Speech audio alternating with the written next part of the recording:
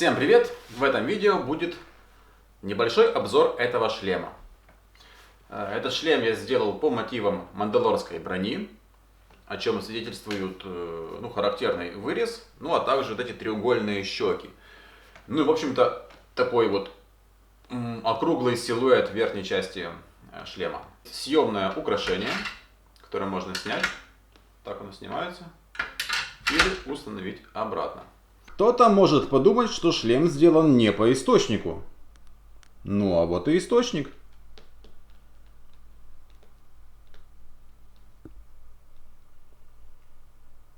Я классифицирую этот шлем как Армет.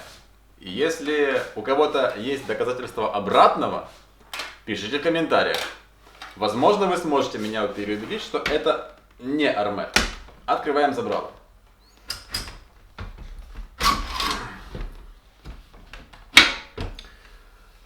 У шлема два забрала. Есть верхнее и нижнее забрало.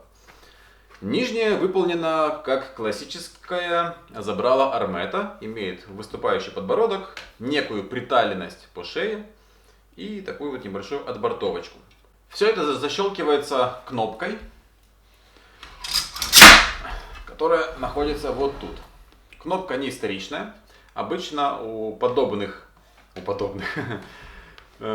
схожих шлемов средневековья кнопка могла вообще отсутствовать или же находилась где-то ближе к низу. Вот такого варианта кнопки, в принципе, никогда я не встречал у музейных шлемов.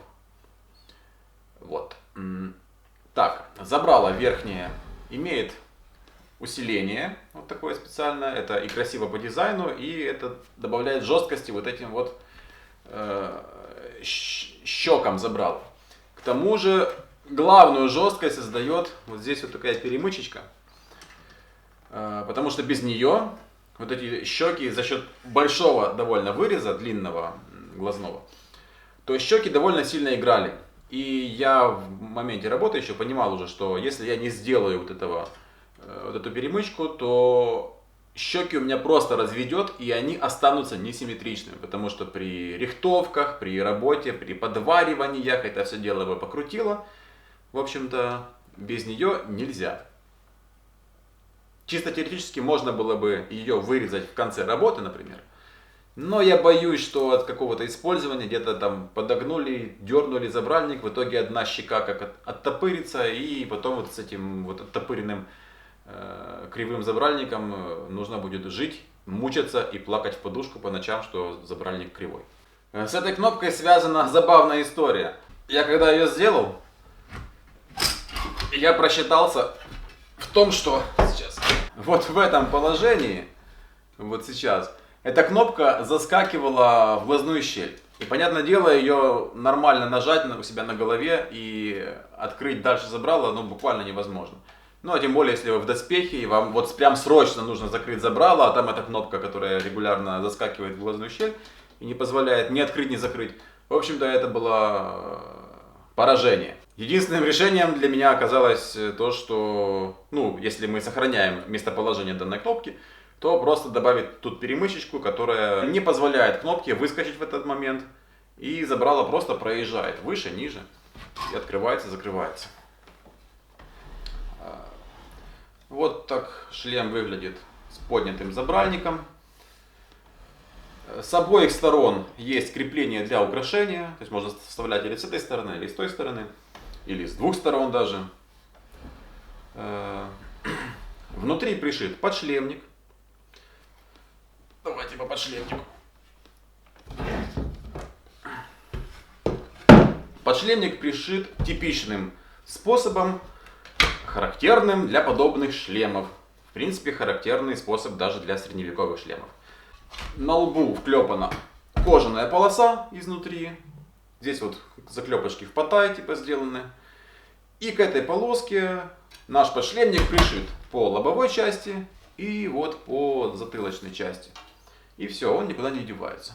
Аналогичным образом сделано смягчение на подбородке. Вот тут. Тут все черное, может быть плохо видно, но уж как есть. При закрывании нижнего забрала шлем невозможно снять с головы. И, в принципе, если я не ошибаюсь, это и характеризует подобный шлем максимально близко к арметам. Пряжку и ремешок я здесь уже не делал, так как данный шлем не будет участвовать ни в турнирах, ни в боях, ни в бугуртах. Он просто будет для красоты, в общем-то, в большей степени для косплея. Шлем состоит из 4 основных деталей. 2 забральника, верхняя часть купола и нижняя часть купола. Вот. Нижняя часть как бы приклепана на заклепки, хотя здесь я преследовал за цель выполнить все из нержавейки. Да, весь материал шлема это нержавейка, поэтому вот эти вот типа заклепки на самом деле это сварные точки. То есть тут можно было или заклепать стальные заклепки, нержавеющих заклепок у меня нету, поэтому просто сварные точки так вот поваривал, счистил, и это выглядит теперь как будто бы это здесь заклепки в потай. В целом способ действенный, проварилось, держится хорошо, что еще надо. И не основные детали, это вот эти держатели для украшения, а также лобовая деталь вот тут сверху, которая, вот эта деталька, она несет чисто декоративный эффект. У меня почему-то получилось, что забрало недостаточно плотно прилегало к куполу, и я решил, что мне будет проще добавить элемент этот, тем более я, когда начинал делать шлем, прорисовывал себе дизайн вот с такой выступающей частью, то решил, чтобы эту щель минимизировать. Вот эту сейчас покажу. Вот если с этого ракурса мы смотрим, вот тут вот не очень так оно приятно. Многовато, скажем так. Это никак не влияет на функционал шлема. Просто я привык чуть плотнее это все делать. По забральнику. Вернемся к забральнику. На забрале выгравировано на мандалорском «Таков путь».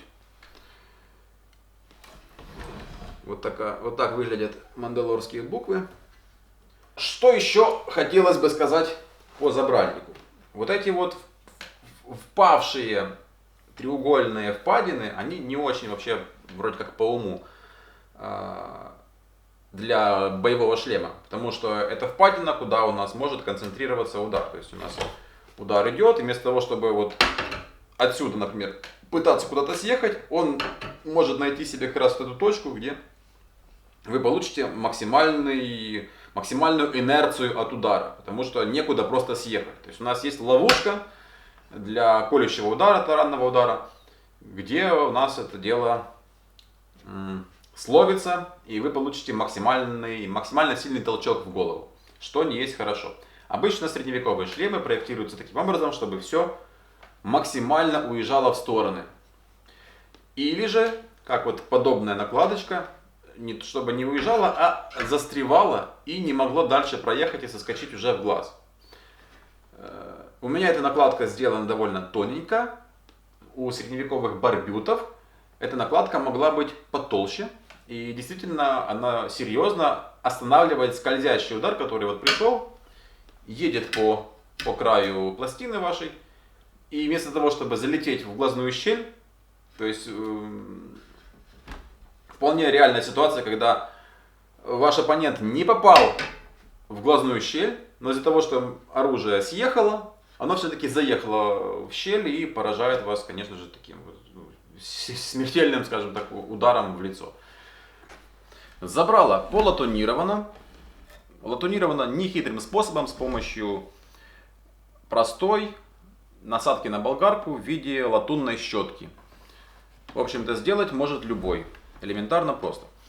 Поверхность шлема отполирована с отсылкой таки на средневековье. То есть мы видим множество вмятин каких-то, ручных паковок, потому как не было смысла вышлифовывать все идеально. Ну, не всегда был смысл вышлифовывать все идеально. Поэтому вот такие характерные вмятинки, раковинки регулярно вы можете увидеть в музеях. Поэтому я счел целесообразным оставить эти следы ручной работы. Забрало имеет Т-образный вырез, который характерно для барбютов. Это итальянские средневековые шлемы 15 века. С первого взгляда, конечно же, данный шлем легче всего классифицировать как барбют. Он все-таки действительно схож, у него вот просто закругленная макушка, Т-образный вырез. Но у барбютов никогда, если не ошибаюсь, никогда не было подъемного забрала. Это всегда монолитная часть шлема. В принципе, как и оригинал из сериала «Шлем Мандалорца», он не имеет подъемного забрала. Я же решил это исправить, потому что мне показалось, так будет интереснее, функциональнее, поэтому и сделал. Оба забрала при закрывании упираются вот в эти держатели для украшений. Вот они так выставлены на специальном уровне, чтобы обзор шлема фиксировался всегда в одном и том же положении. Это очень важно для боевых шлемов, потому что если забрало проскакивает, вы в разное время один раз закрыли так, другой раз закрыли так, и обзор может гулять. Если не сделать какой-нибудь упор, это все будет не очень стабильно, не очень надежно. С этим упором оба забральника упираются туда, закрываются, кнопка защелкивается, все. Теперь это намертво стоит и работает. Для бугуртов подобный шлем можно было бы использовать, я говорю именно подобный. Я бы все-таки кое-что изменил для бугуртов, а именно наделал тут множество отверстий. Добавил бы перемычки везде, и на глаза, и на вот вертикальную щель. И отказался бы от этой приталенности. Потому как в данном варианте это просто лишний вес на самом деле для бугурта. Это, конечно же, прикольно, здесь работает, открывается у нас. Получается вот такая изящная шея. Выглядит интересно, необычно, эксклюзивно, но в бугурт, наверное, не стоит.